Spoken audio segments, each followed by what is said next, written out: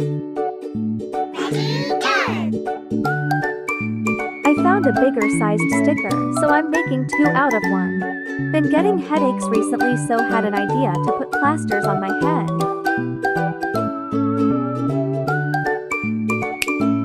To make it cartoony, it needs black outline. For best fit, glue it on first.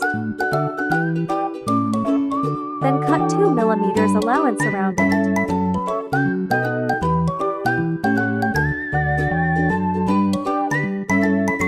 Now we need holes. I'm using 3mm hole puncher.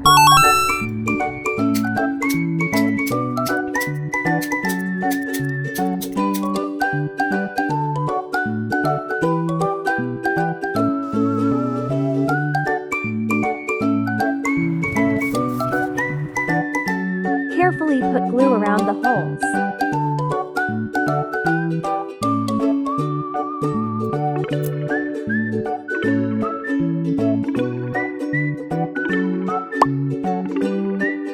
Cut the edges round. Make sure glue is on the flat side.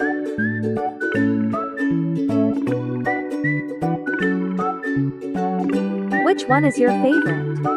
Thanks for watching.